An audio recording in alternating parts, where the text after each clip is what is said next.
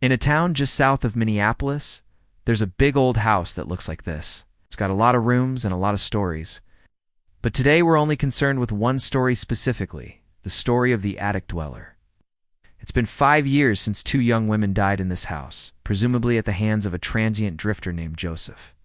And now it's become something of a local legend, a cautionary tale about what happens when you rent a room at the Wally house. Today, a successful true crime podcaster named Alex has rented the same room where Laura died. He's hoping to debunk the story of the attic dweller for his newest special episode. But he's got a long night ahead of him, because some things have changed since Joseph left, and there's someone new living in the walls.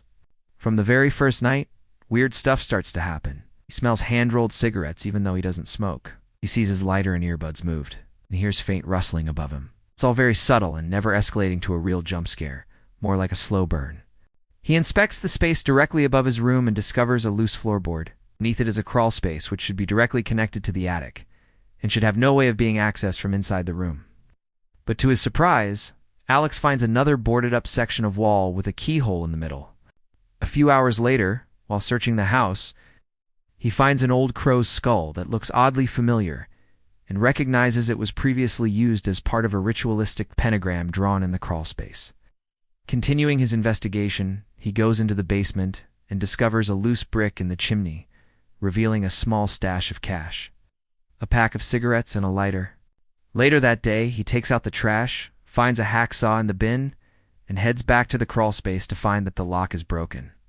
Inside, he finds a secret nook covered in blankets, housing several items including a book of matches, several books, a collection of movie tickets, a blue inhaler, film canisters, and a leather-bound diary. The diary belonged to Laura, and Alex begins to learn about her life, her dreams and fears, and how she began hearing strange noises soon after she moved into the house. She would wake up to the sound of whispering voices, footsteps, and even shaking beds.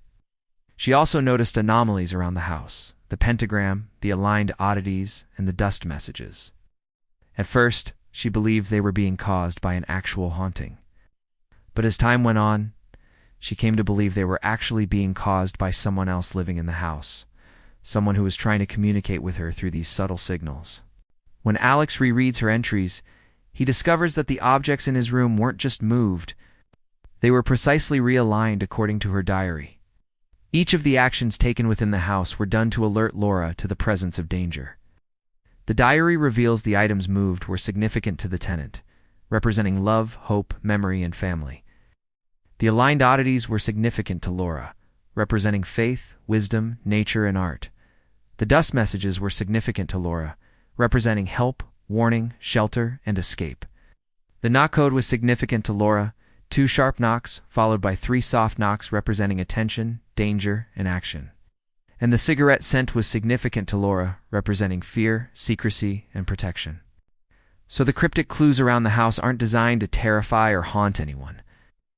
They're simply a desperate attempt to warn Laura of impending danger. All left behind by a mysterious ex-tenant who knew the house's secrets. As Alex continues his research, he learns that Laura's boyfriend had also begun experiencing strange occurrences around the house. Some of them were similar to the current events he was experiencing himself, but others were disturbingly different. Sometimes he would see signs of forced entry where none existed, suggesting someone was trying to break into his own room. Other times he would hear whispers that seemed to follow him throughout the house. Laura's diary revealed that the whispers were a method used by the hidden resident to track and monitor her movements throughout the house. Using this knowledge, Alex spends the night carefully listening to any approaching footsteps, eventually falling asleep to the sound of crickets chirping. The next morning, he wakes up and begins filming again. He checks his equipment and notices that a nearby cable has been chewed through. It's causing him to lose all of the footage from the previous night. He continues his investigation and finds new dust messages reading "Don't" and "Run."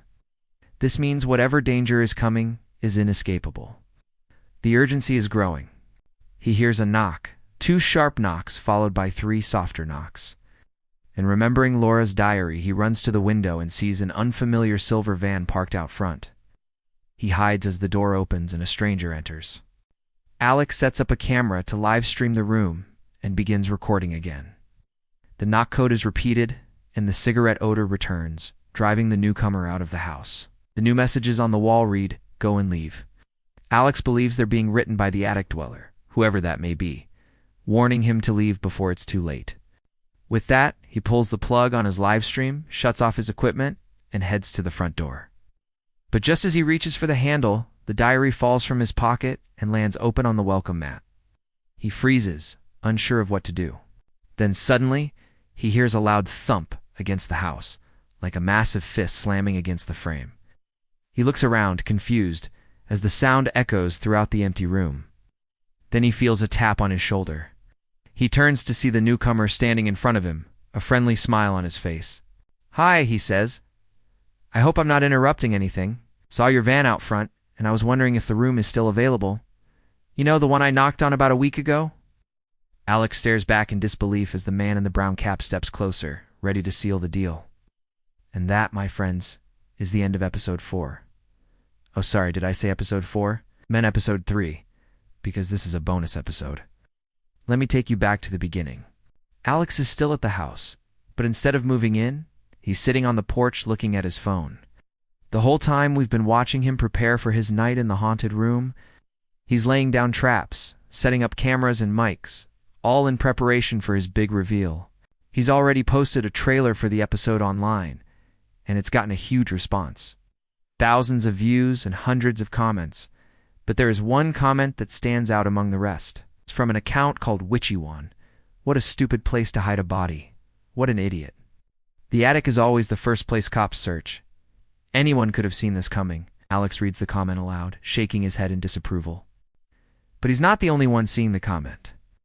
Back at the house, a man in a brown cap looks up from his own phone and smiles. He puts the phone back in his pocket and pulls out a pack of cigarettes, lights one, and blows out a stream of smoke. With that, Alex pulls the plug on his live stream and heads inside. The man in the cap watches him go and takes a long drag of his cigarette. He flicks the ash onto the ground and crushes it beneath his boot.